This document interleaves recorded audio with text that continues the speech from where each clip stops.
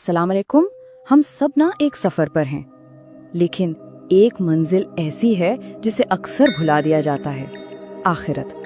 ये एक ऐसा मौजू है जो हमारी ज़िंदगी के हर पहलू से जुड़ा हुआ है, लेकिन सवाल ये है कि हम इससे गाफिल क्यों हो जाते हैं। तो आइए शेख अबू ज़ैद ज़मीर के एक बयान की रोशनी में इस भुलाए हुए सफ़र को समझने की कोशिश करते हैं। देखिए, जिंदगी की एक हकीकत ऐसी है जिससे कोई नहीं बच सकता, चाहे कोई कितना ही ताकतवर हो, कितना ही अमीर क्यों ना हो, और वो है मौत। ये वो सच है जो हम सबको एक ही सफ में ला खड़ा करता है। लेकिन असल सवाल तो यहाँ से शुरू होता है कि क्या मौत हर चीज़ का खात्मा है, या ये एक नई हमेशा रहने वाली जिंदगी का आगाज है। यही वो मरकजी नुक्ता है जिसे हम आज समझेंगे। तो सबसे पहले बात करते हैं जिंदगी के इस नागुज़ीर सफ़र की। यहाँ हम देखेंगे कि जिंदगी को एक मकसद के साथ एक सफ़र क्यों समझा जाता है। सबसे पहले तो ये समझ लें कि आखिरत है क्या।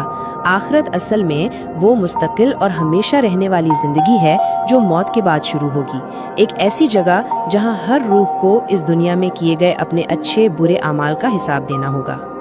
एक बहुत ही अहम नुक्ता ये है कि ये जिंदगी एक इम्तिहान है, और इस जिंदगी के ख़त्म होने के बाद एक ऐसी जिंदगी आती है जिसमें हिसाब होगा।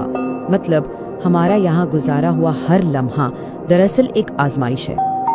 यहाँ अमल और नतीजे का एक बिल्कुल सीधा ताल्लुक नजर आता है। इस नजरिए के मुताबिक इस दुनिया में किया गया हर काम, चाहे वो अच्छा हो या बुरा, सीधा सीधा अगली जिंदगी में हमारी हालत का फैसला करेगा। अच्छा, अब आते हैं असल मसले की तरफ। हमारा दूसरा हिस्सा है गफलत का खतरा। ये इंसान की उस आदत के बारे में है कि वो अपनी हतमी मंजिल को भूल जाता है। तो ये गफलत क्या चीज़ है? ये आखिरत के बारे में एक बेपरवाही या भूल जाने की कैफियत है। और ये पैदा क्यों होती है? दुनियावी ख्वाहिशात और लज्जतों में बहुत ज़्यादा डूब जाने की वजह से। ये बात गफलत की पूरी तस्वीर खींच देती है। अजीब बात है कि इंसान आज की लज्जत की वजह से कल के अजाब को नज़रअंदाज कर देता है, यानी फौरी मज़े को मुस्तकबिल के अंजाम पर तरजीह देना। गफलत का असर एकदम से नहीं होता, बल्कि ये एक बदतदरीज अमल है। पहला कदम, गफलत दिल को सख्त कर देती है। फिर दूसरा कदम, सख्त दिल इंसान को गुनाह की तरफ ले जाता है। और आखिर में तीसरा कदम, गुनाह आखिरत में तबाही का सबब बनता है। ये एक बहुत खतरनाक ढलवान है। तो ठीक है, मसला तो समझ आ गया। अब इसका हल क्या है? तीसरा हिस्सा इसी के बारे में है, गैब पर ईमान, यानी उन चीज़ों पर यकीन रखना जो हमें नज़र नहीं आती लेकिन जिनका वजूद है। यहाँ एक बहुत दिलचस्प सवाल पैदा होता है कि आखिरत हमारी नज़रों से पोशीदा क्यों है। सोचे, अगर जन्नत और जहन्नुम नज़र आ रहे होते तो क्या सब ईमान न ले आते? इसका जवाब ये मिलता है कि उसे सच्चे ईमान को परखने के लिए छुपाया गया है, क्योंकि सच्चा ईमान सिर्फ अपनी आंखों से देखने पर नहीं, बल्कि इल्म और यकीन की आंखों पर भरोसा करने का नाम है। ये देखे बगैर मानने का इम्तिहान है। इसको समझने के लिए एक बेहतरीन मिसाल सितारों की है। दिन के वक्त भी आसमान में सितारे तो मौजूद होते हैं ना, लेकिन सूरज की तेज रोशनी की वजह से वो हमें नजर नहीं आते। बिल्कुल इसी तरह आखिरत मौजूद है, भले ही वो अभी हमें नजर ना आ रही हो।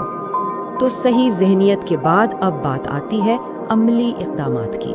चौथा हिस्सा इसी बारे में है, आखिरत की तैयारी। इसे ऐसे समझें जैसे किसी बहुत लंबे सफ़र के लिए सामान बांधा जा रहा हो। तो इस सफ़र के लिए ज़ादे राह यानी सामान क्या है? नमाज, जो हमारा ताल्लुक़ कायम रखती है। अपना मुहासबा, जो हमें गलत कामों से रोकता है। तक़वा यानी खुदा का शऊर, और अल्लाह और लोगों के हुकूक की अदायगी। ये वो चीज़ें हैं जो इस सफ़र में काम आएंगी। इन सब में से तक़वा को सफ़र का बेहतरीन सामान कहा गया है। अब ये तक़वा है क्या? ये अल्लाह के बारे में मुसलसल आगाही की एक हालत है जो अच्छे कामों की तरगीब देती है और गुनाहों से बचाती है। ये एक अंदरूनी कंपस की तरह काम करती है। और ये नुक्ता सोचने वाला है।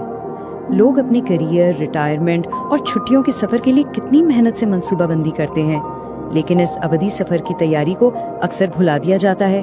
हालांकि असल तैयारी तो उसी की होनी चाहिए। और अब हम आते हैं आखिरी हिस्से पर, जो इस सारी बात को एक बुनियादी इंतखाब पर ले आता है कि इंसान को अक्लमंद बनना है या नादान। یہاں دو مسافروں کا فرق بالکل واضح ہے۔ عقل مند مسافر اپنی حتمی اور مستقل منزل یعنی آخرت کے لیے محنت سے تیاری کرتا ہے، جبکہ نادان مسافر اپنی ساری کی ساری توانائی اس عارضی قیام گاہ یعنی اس دنیا پر لگا دیتا ہے۔ اس کی مثال ایک ایسے بے وقوف شخص کی سی ہے جو اپنی ساری دولت ایک غیر ملک میں ایک شاندار گھر بنانے پر خرچ کر دے، جبکہ وہ یہ جانتا ہو کہ اسے جلد ہی اپنے اصل وطن لوٹنا ہے۔ یہ اس دنیا پر سب کچھ لگا دینے کی حماقت کو بہت اچھے سے واضح کرتا ہے۔ اور اس سفر کا سب سے پہلا اور کہا جاتا ہے کہ سب سے مشکل مرحلہ کون سا ہے؟ قبر۔ اسے آخرت کی منزلوں میں سے پہلی منزل قرار دیا گیا ہے۔ اس کی سنگینی کا اندازہ اس قول سے لگایا جا سکتا ہے، میں نے قبر سے زیادہ خوفناک منظر کوئی نہیں دیکھا۔ یہ ایک یاد دہانی ہے کہ یہ سفر کتنا سنجیدہ ہے۔ تو آخر میں یہ سارا تجزیہ ہمیں اس ایک بنیادی سوال پر لا کر چھوڑ دیتا ہے کہ اصل تیاری کس منزل کی ہو رہی ہے، اس عارضی قیام گاہ کی یا ہمیشہ کے گھر کی؟